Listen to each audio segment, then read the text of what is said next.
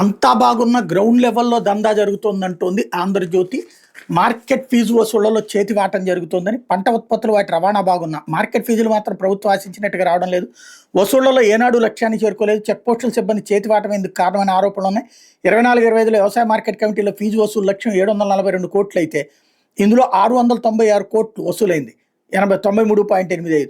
గతేడాది పంట ఉత్పత్తులు మెరుగ్గా ఉన్నా క్రయ విక్రయాలు జోరుగా సాగిన అంచనా మేరకు మార్కెట్ ఫీజు రాలేదు. ఏటా పంట సాగు విస్తీర్ణం, ఉత్పత్తి అంచనాకు పరిగణలోకి తీసుకుని మార్కెట్ ఫీజులు నిర్ణయించి లక్ష్యాన్ని నిర్దేశిస్తారు. కానీ ఏడాది 218 ఏఎంసీల్లో 100 యార్డుల పరిధిలోకి అధికారులు లక్ష్యాన్ని సాధించలేకపోయారు. 118 ఏఎంసీల్లో 100% పైన, 21 ఏఎంసీల్లో 90-100%, 54 ఏఎంసీల్లో 70-90%, 21 ఏఎంసీల్లో 50-70% వసూలైంది. రాష్ట్రంలో 453 మార్కెట్ కమిటీ చెక్ పోస్టులు ఉన్నాయి. పంట ఉత్పత్తులను రవాణా చేసేటప్పుడు ఎక్కడైనా ఒక చెక్ పోస్టులో ఫీజు చెల్లిస్తే ఇంకెక్కడి నుంచి ఎక్కడికైనా పంట ఉత్పత్తులను తరలించుకోవచ్చు. కానీ కొన్ని చెక్ పోస్టుల సిబ్బంది చేతివాట, ఉన్నతాధికారుల క్షేత్రస్థాయి పర్యవేక్షణ లోపం కారణంగా ప్రభుత్వ ఆదాయానికి గండిపడుతోంది. ప్రతి జిల్లాలో ప్రధాన పంటలుగా వరి, పత్తి, మిర్చి, వేరుశనగల్లో ఏదో ఒకటి ఉండగా అపరాలు, చిరుధాన్యాలు, పండ్లు, కూరగాయలు, పశు సంపద దాదాపు అన్ని జిల్లాల్లో ఉంది. పంట, పశు ఉత్పత్తుల అమ్మకానికి తరలించే వాళ్ళు చెక్ పోస్టులో మార్కెట్ ఫీజు చెల్లించాలి.